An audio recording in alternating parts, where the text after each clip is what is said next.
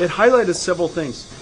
First of all, China's supply chain is extremely sophisticated and advanced.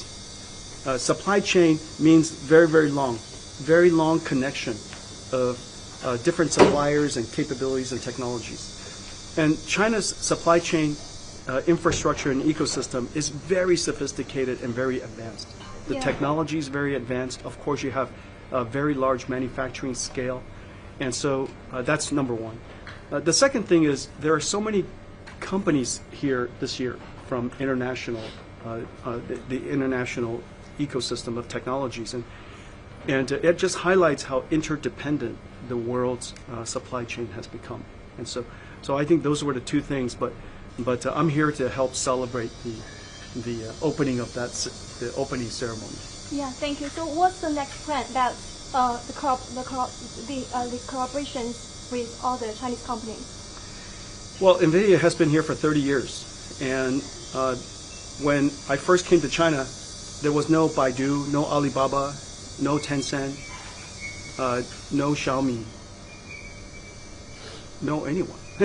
And so I've been here a long time, and I had the benefit of partnering with all of these companies, from the time Nvidia was quite young. And so I'm very proud of all of our partners here and the technology they've created and the businesses they've created. And so we have a lot of partners here. Okay. Questions from writers, Mr. Huang. Right now it's the graduation season, and there's a lot of graduates who are interested in stepping into the AI field. I was just curious that if you are a 22-year-old version of Jensen who just graduated today in 2025, but with the same ambition, what would you focus on? Would it be a little too late to enter the AI game? First, I would have graduated when I was 20, because I graduated 2 years earlier. Yeah, it's good. And so when you can graduate early, then you can get a jump on life. And so I had a jump on life. In fact, Nvidia was the last generation of semiconductor companies founded. I was not the first. I was the last. And so it's never too late. And the reason for that is if you're first in line, you have a good strategy. If you're the last in line, you also have a good strategy. And so you just always have to, there's always opportunities. You have to stay alert. And I've always been really quite deeply in love with computer technology, and so I've been able to choose a career that I love deeply, and so I can dedicate my whole life to it. And so for the young 20-year-old Jensen that's graduating now, he probably would have chosen computer science. He probably might have chosen more of the physical sciences than the softer sciences, but I think artificial intelligence he would have enjoyed. You talked about the advantages of the development of AI in both in U.S. and China, respectively. And do you think is there a room for the two countries to cooperate together or learn from each other? There's always a room. There's always room in any house for two people, don't you think?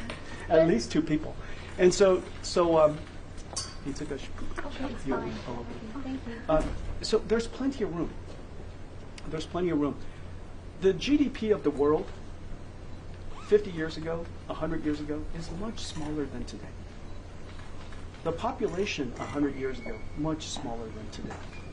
And yet, today, we're going to be much smaller than we will be 100 years from now. And so the world's GDP will continue to grow. The world's population will continue to grow. I have every optimism and every belief that the United States will continue to be very vibrant, and all of the things that America is great for will continue to be there. And China will be incredibly dynamic and continue to grow. And I hope, lift hundreds more millions of people into the world to enjoy life. And so I've got a very optimistic view of the future. I told him, I had to make him wait behind all these beautiful girls. Thank you, I appreciate it. Alan Wong from Bloomberg News. Two-part question. First part is, do you think you can claw back any of the $4 billion write-off because of the previous ban? And the second part of the question is, Trump administration is imposing sectoral tariffs, especially on semiconductors, and you guys make chips from out of Taiwan. What kind of impact do you think that'll have? some of the things that we wrote off might be harder to recover, but most of the things that we put on reserve will not be scrapped permanently. Was not scrapped permanently, and so we'll compare what customers would like to buy now versus the inventory that we have, and then we can figure that out. It's probably not 100%, but it's not 0% either. Tariffs, you know, the world is reconfiguring itself, and we are a company, and we just have to adapt to whatever the world's trade and tax and tariff conditions are. There were trade, taxes, and tariffs before I came into Nvidia. There will be trade, tariffs, and taxes after I leave Nvidia. And so this is just this is something we all have to adapt to. But the very incredible thing is, you know, Nvidia is a very adaptable company. Our supply chain will have to adapt, and we will find a new way. Okay, so in the long term, it always comes back to this. Do you make products and technologies that are important to the world? Are you building things with great craft and care that customer deliver and receive benefits? And are you doing something that really impacts the world? And if those things are true, everything else will solve itself. A question from Reuters. How did Washington react to your visit to China, and how do you see Nvidia's future in China specifically? I went to Washington 1 week ago before I came here, and I told President Trump and his cabinet that I was coming to China, and long before I traveled, President Trump was delighted to help celebrate a monumental day for Nvidia. As you know, we achieved a $4 trillion market value. He was very proud of it, and he was very excited for me. And so he was telling everybody about that, and I told him about my trip here, and he said, "Have a great trip." What was your second question? Are you still planning to invest in China, or just maintaining what's already here? No, if you want to maintain, you have to invest. The market is moving so fast, and it's so competitive, and you know, none of my competitors are maintaining. They're all investing so that they could be a world leader, and so we have to continue to advance ourselves and you know, every single day improve so that we could deserve the businesses that we have. And how do you see the future here? I hope to have a great future here. Nvidia has been coming to China for 30 years. You know, as you know, China is the second largest technology market in the world, and it is also growing very quickly. And so this is a very important market. There's a lot of very dynamic and innovative customers. If you want to be a good supplier, a good company, you have to have excellent customers as well as excellent products. And so in China, we have very challenging and very dynamic and very innovative customers, and we want to be able to serve them. And so I will continue to do that. Thank you. When will Chinese customer use the new brand GPUs the Nvidia announced yesterday, and how can you describe its performance? Yeah. So H20 was released from its ban. H20 has some very, of course, it is not the highest performance of Nvidia's products today, but the memory bandwidth is still extremely good.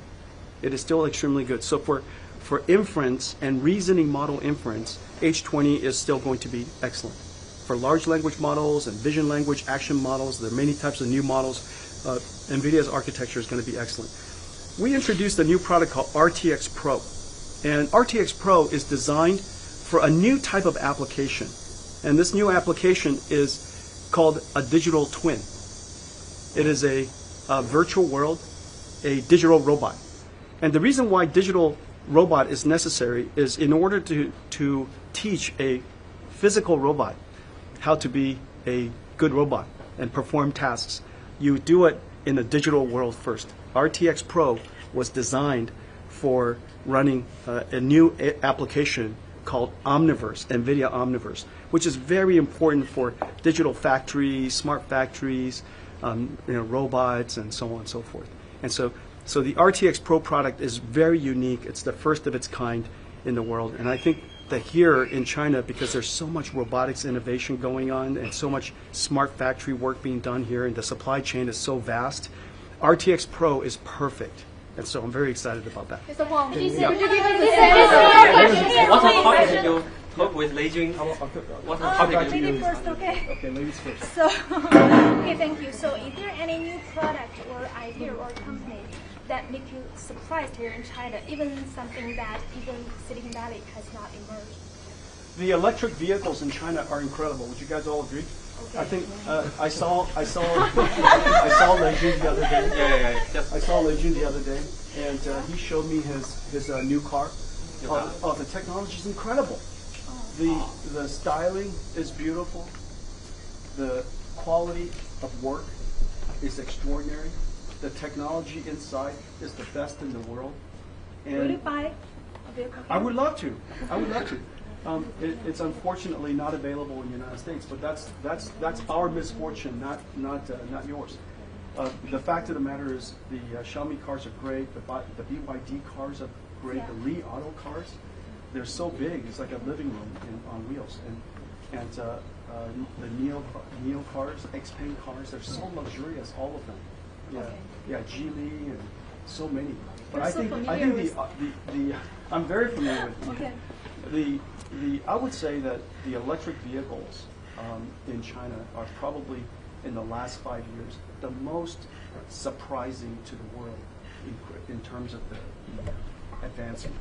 And I think on just purely technical, styling, objective basis, the cars are absolutely world-class. Yes, sir. Did you considering cooperation with Xiaomi in the automotive palette? Yeah, we work very closely with Xiaomi on many things. Xiaomi is a great partner. I met Xiaomi when Lei Jun was still quite young. I was younger, but he was very young, and I could tell from day one he was going to be incredibly successful.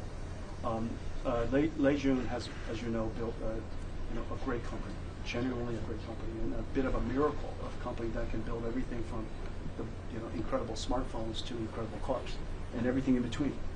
And so they have air conditioners, they have, incredible how one company can build such a great thing, all underneath the Xiaomi platform. And so the thing that really highlights is something very special here. Most people think of China's deep tech, usually in hardware. Maybe it's batteries, which is very exceptional. Maybe it's electric. Maybe it's solar panels. Maybe it's material science. Maybe it's computer systems, networking gear. Those are kind of deep tech areas, and I think that one of the misunderstood or lack understood, without people aren't recognizing the miracle, is that the computer science of China is world class. The software capability in China is world class, and in the future, everything will have software. 你的空调有 software, right? 你的 rice cooker has software. Microwave has software. The fan has software. Maybe check right? What's that? Maybe check it. But check it has software. Yeah, right. Jacket. Yeah. It would have automatically cooled me down just now. Right? Yeah. And so your watch has software. Your glasses will have software. Everything will have software in the future, and every company in the future will have, of course. If you're a hardware company, your hardware will have software in this cloud. Xiaomi and many of the companies here in China, Alibaba and Tencent and Meituan, uniquely in the world, has both hardware excellence and software excellence in the cloud. Very, very rare. I think more people need to celebrate that. Just because the applications like ByteDance is consumer oriented, the technology behind is incredibly advanced. What does Nvidia balance your ambition in China amid the ongoing global uncertainties, geopolitical and regulatory? There is no balance per se, and there's not much to think about really. The first thing that we have to do is recognize that every country has their national security policies and trade policies, and these belong to the countries. It's their right to have it, and our job is to comply to it. Our job is comply, and if for whatever reason we believe that our information could be more useful to them, it is my job to inform them of how our industry works and how the technology works. And so we can educate, we can inform. But whatever the policy is in the final analysis, we comply with it. The second thing we do is to build the best possible technology we can, make a contribution to the market, hope that the customers see benefit and value in the work that we do, continue to honor the partners and customers that you have, keep them as friends for as long as I have, for example. And after that, life is out of your control. So we know the development of AI has three key factors, like the algorithm and computing power and also the data. But nowadays, I'm not sure, do you think people just focus more on the computing power? And without it, and maybe there is no way to develop the AI? Mm-hmm. Yeah, really good question. In fact, maybe you didn't understand pick up the background of her question. It's very, very profound. In the first generation of AI, the technology, wave 1 was perception, and wave 2 was generative AI. Now we're in reasoning AI. Reasoning is like thinking. You're reasoning. You know, maybe you encounter a problem or a situation you have never encountered before, and you've never read about it before, never saw it before. And so now you have to break it down, reason about this situation. Is it safe? Is it a threat? Is it an opportunity? You have to reason about it. What should I do? Should I do something? Should I do nothing? Should I run away? So you should reason about it. So that reasoning capability is very powerful because it is foundational to intelligence. Now, and then the next wave we were just talking about is robotics. Okay? So the 4 waves of AI as we know it today. Now, in the beginning, for perception, most of the AI learned from data. You show many examples. Show words and stories and pictures and cats and dogs and so on and so forth. You show it many things. And the AI learns by memorizing and generalizing. Okay? And so now we've memorized and learned as much as we need to. A little bit like when we were young in school. Most of learning is going to class every day, and the teacher make you listen to lecture, and then you read and lecture and read, and it's just it just keeps coming in. But since we graduated from school, most of the learning is not reading and lecture. Most of the learning is reasoning, is thinking. So now, this is the era of AI that learns by reasoning and thinking. And it's just compute. It's a computer just thinking by itself, practicing. It's like going home, doing math problem, many different ways, practicing. And by practicing and thinking and learning, imagining many scenarios, you are learning to be smarter. And so this is called post-training. The old way is called pre-training. This is called post-training. And post-training is tons of compute. Very little data, lots of compute. Yes, ma'am. So why are you introducing RTX Pro right now in China, and what do you expect its role will be in your China strategy, facing the competition between AMD and all the Chinese companies chasing after? Well, this week is the opening of the 3rd International China Supply Chain Expo. And the supply chain is robots, smart factories, and very complicated systems. And it's the perfect place to announce RTX Pro, which was designed for digital factories, digital twins, robots, and so on. So it is a system for teaching robots how to be a robot, teaching a smart factory how to be a good smart factory. That's why this week was perfect. Okay, many AI and semiconductor talents are Chinese or American Chinese. How do you view this phenomenon? I'm sorry? So Chinese or American Chinese AI talent or semiconductor talents, how do you view this phenomenon? Most of them are Chinese or American Chinese. What is the phenomenon? Like leading Americans are AI ABC. AI leading researchers. Yeah, maybe you asked the question in a way that is confusing to me, but let me tell you what I witnessed. Okay. First of all, I'm Chinese, and then I became an American Chinese, and I happen to be in semiconductors. No. It's a crane. He's working, doing his job, and I'm in AI.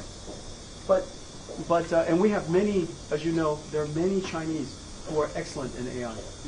There are also many Americans excellent in AI. There are many French. French is very good. The UK, Canada is excellent. Swiss, so on and so forth. So I think technology is really quite global. Now, China has a very rich population because you have a culture of science and math. You already have computer science to build on. Computer science and software is very important for AI. And so it was a very good fit.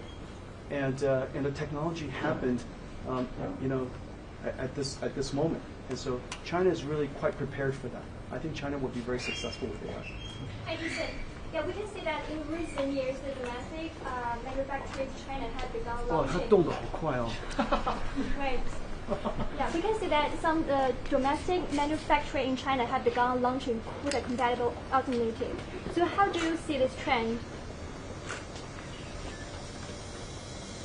I mean, are you considering about like the open sourcing, like yeah? What are people doing? I mean, some the domestic manufacturing companies, they have begun launching CUDA compatible alternatives.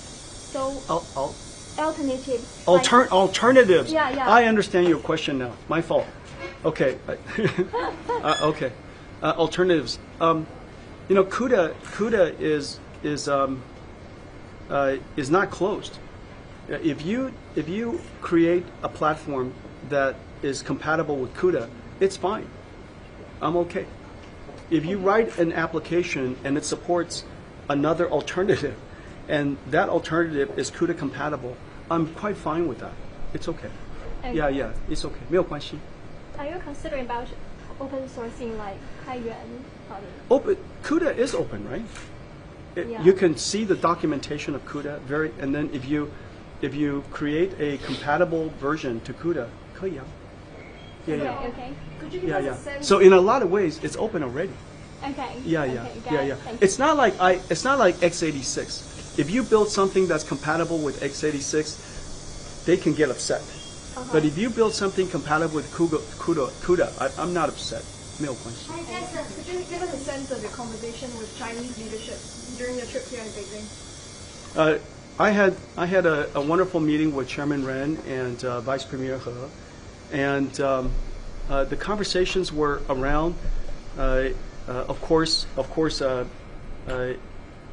thanking me to come to China to celebrate and open the Expo. We spoke about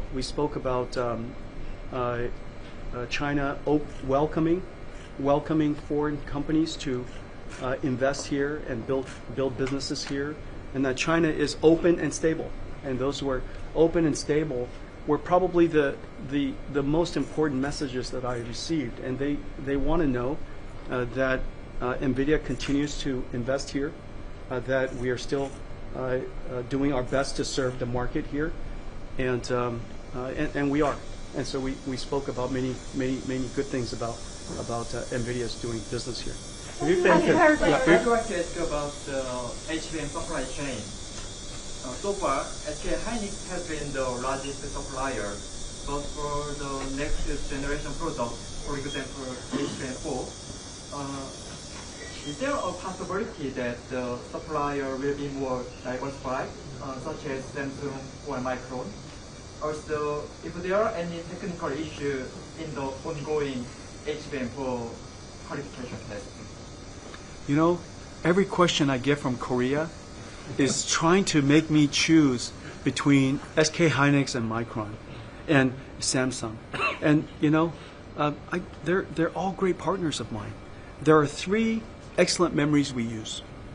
We use HBM memory, we use GDDR memory, and we use LPDDR memory. These 3 memories, the memories NVIDIA use, are the most advanced in the world. And we have 3 great partners that work with us in this area. You know, NVIDIA has grown tremendously in the last 2-3 years. And AI is just at the beginning of our journey. AI is going to be a fundamental infrastructure for every country and every industry. And we have just started, as you know. We are only 2 years into the building of the AI infrastructure. So the amount, and these infrastructure is really an AI factory. You apply electricity, and then tokens come out. Smart tokens, right? Smart AI comes out. And so inside this factory is very unique. It has computers and memory. And so I think that the future opportunity for these 3 companies, for SK Hynix and Samsung and Micron, is very, very good. And we work with all 3 of them. Okay?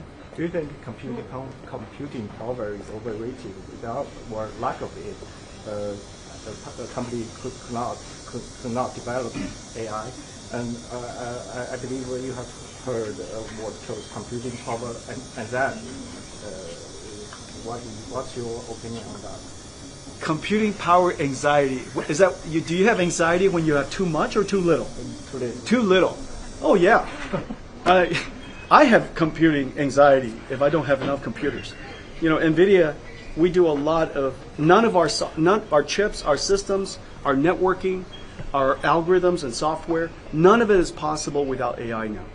And so we have ourselves many AI supercomputers for our own engineers. And my engineers have computing anxiety. Every day they would love to have 10 times more. And that kind of tells you that this new era of computing is not about typing. It's not about hand coding. It's about the AI machine learning.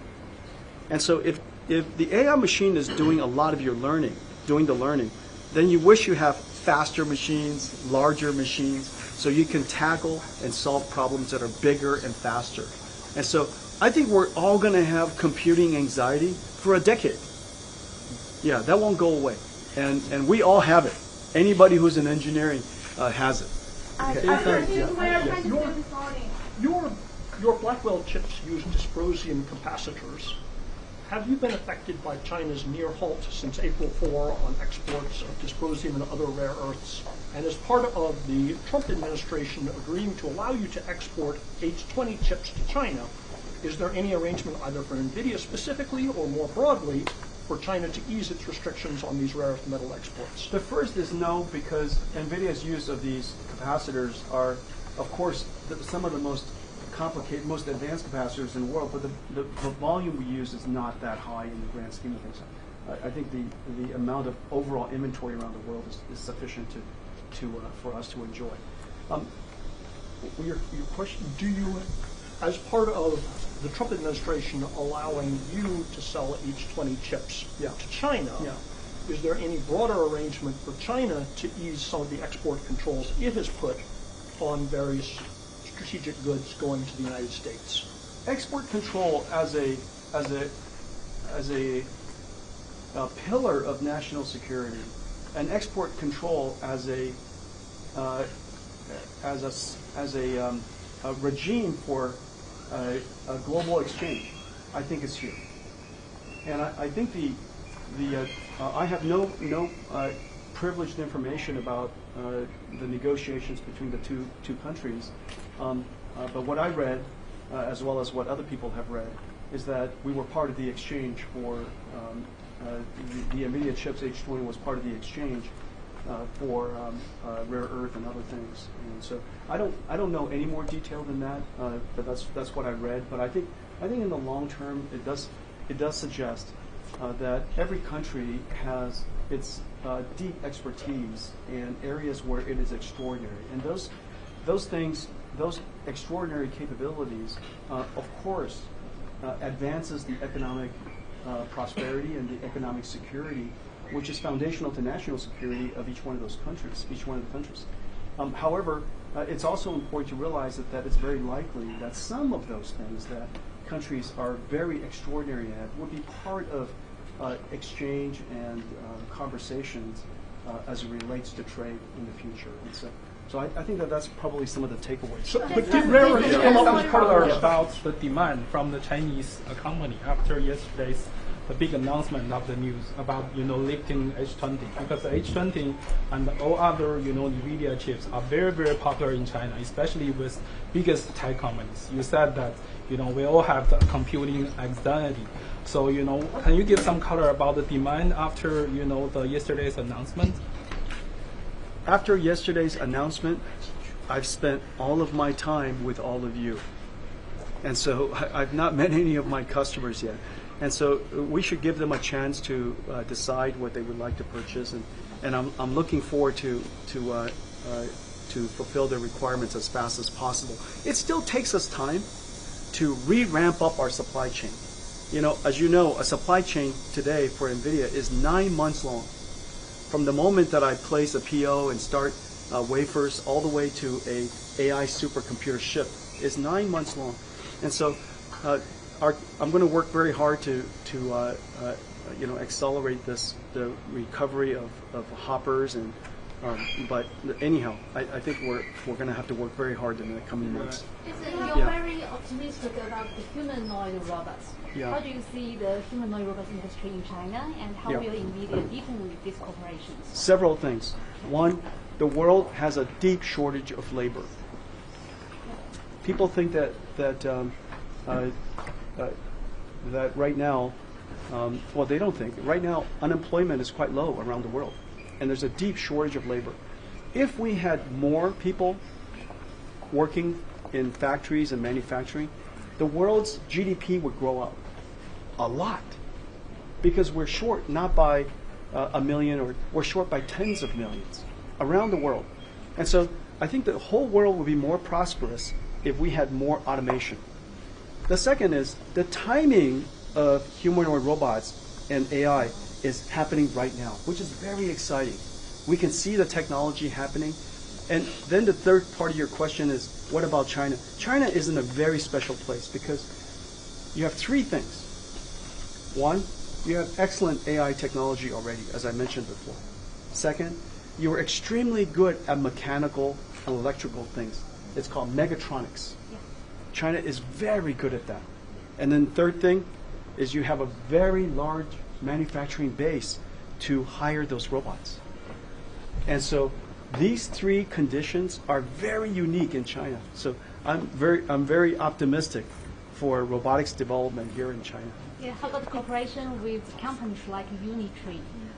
We try to serve companies all over China that we are allowed to. Any company that we're allowed to serve, we try to do the best we can. And there are many smart young companies as well as established companies. Even, I wouldn't be surprised if Xiaomi has an amazing robot in the future, or BYD has an amazing robot in the future. So there's a lot of development here. Do you have any Jensen, from back. Okay. Congratulations, H20 coming back China market. Only in China can we do this out in the sun in the middle. First of all, it's okay to get a tan, right? Yeah. It's okay to get a tan. Look, Do you have but any can this side go to that side for a while? Yeah. Yeah, so we can. Oh, would they like to be inside? Yeah. What are we doing out here? Why can't somebody say so? 大家进来，大家进来。把视频搞成英文。